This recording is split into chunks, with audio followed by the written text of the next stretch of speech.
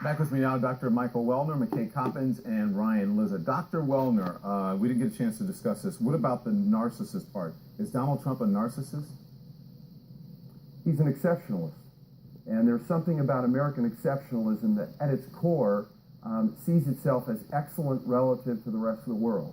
And he sees himself as excellent relative to other people that he competes with.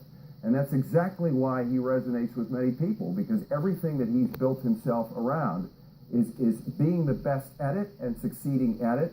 And it inspires people. It inspires people of all ethnicities. It inspires people who come here legally to be part of the American dream. It is an exceptionalism that has an inherent grandness to it. There's something about branding Trump, which some people find gauche, but it very closely approximates how we brand America everywhere in the world as the best and the example for others. The question was whether or not he's a narcissist. Well, I think that that's embodiment of healthy narcissism, is a belief that you are better, a belief that you can achieve, and every single person who goes into politics is a narcissist, as is all of us who put ourselves on television, but it is the exceptionalist and the narcissist in business who has the temerity, the boldness to succeed because he dares.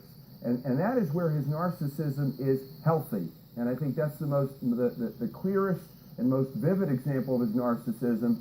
And it is not unhealthy because of the strong relationships that he enjoys and has maintained in the successes along the way. McKay and Ryan, does any of that explain what we have talked about, his, and remarked on his obsession with poll numbers? McKay first.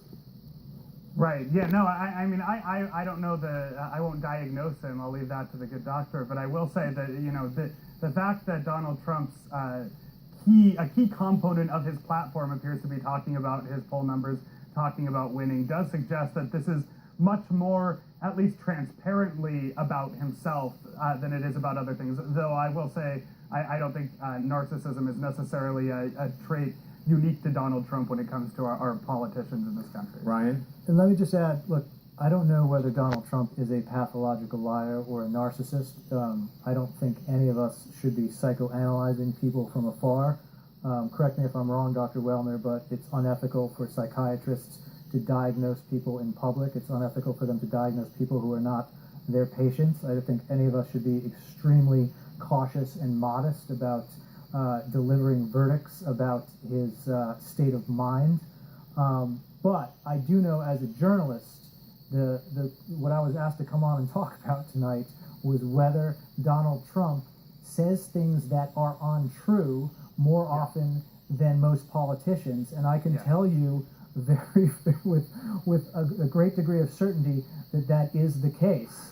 I don't think it really matters whether he's a narcissist or whether he's pathological or any of these other fancy psychological terms. I think what matters for voters trying to make up their mind about this person is that he frequently says things that aren't true, and that's a problem. I think he's sort of figured out a bug in our political journalism systems, that we are not equipped to fact check and hold him accountable in real time in a way that gives people the information they need to sort of figure out whether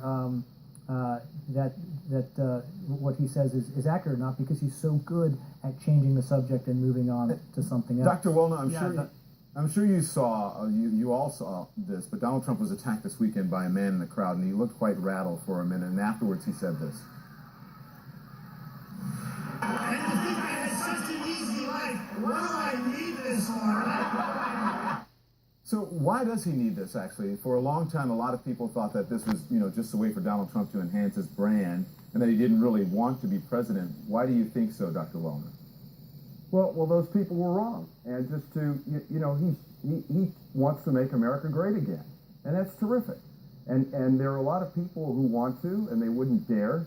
And he's dared, and for that he should be appreciated.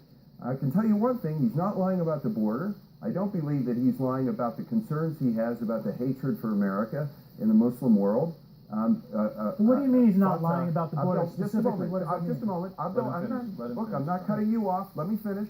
Abdel Fattah of Egypt said exactly the same thing, and nobody said he was an Islamophobe. I don't believe that he's lying when he talks about currency manipulation. I don't believe, as a person who is in Pittsburgh and grew up in Pittsburgh, that he's lying about deindustrialization, because I watched the entire city get wiped out when we lost the steel industry, and the same thing happened in North Carolina with the furniture industry. So I think he's being quite candid and quite forthright and quite honest, and the reason that the press is not trapping him is not just because he's good at escaping, it's because he's speaking truth. He's speaking truth to power, and it's not that he's good at evading, it's that he's good. Go ahead, he's McKay. good. There are people in this world who see the good in him, and that is the reason for his support. Go ahead, McKay. So I think what Dr. Welner just said and what he just did is actually a really important illustration, because I've seen dozens of Trump supporters do the same thing, which is they take something that Trump says, which is provably false, right? Something like Islam hates us, which is painted. You can say certain Muslims hate us. You can say X, Y, Z. You cannot say a global religion hates us Americans, right? But you're misquoting me. Dr. No, Islam not what I hates said. us is literally. It's not what I said, and it's not what he said. You're mischaracterizing what I said. Okay, but what I'm saying is what Dr. Welner and what a lot of Trump supporters do is they take something that he says is false, and they say, well, whatever exactly he said, he gets at an important point, which is, and then they go on to talk about what they believe. No. And I think that that's important.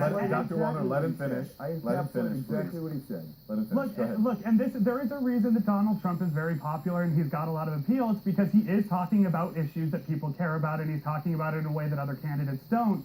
But I don't think that you can excuse the specific, exact, actual words that he says. I think that those matter for a presidential candidate on the brink of becoming a major party nominee. All right, end of the conversation, at least at this point. We'll talk more. Thank you, gentlemen. Appreciate it. Thanks, Don. Coming up, Hillary Clinton says Donald Trump is inciting mob violence. Is his campaign spinning? Is his campaign spinning out of control?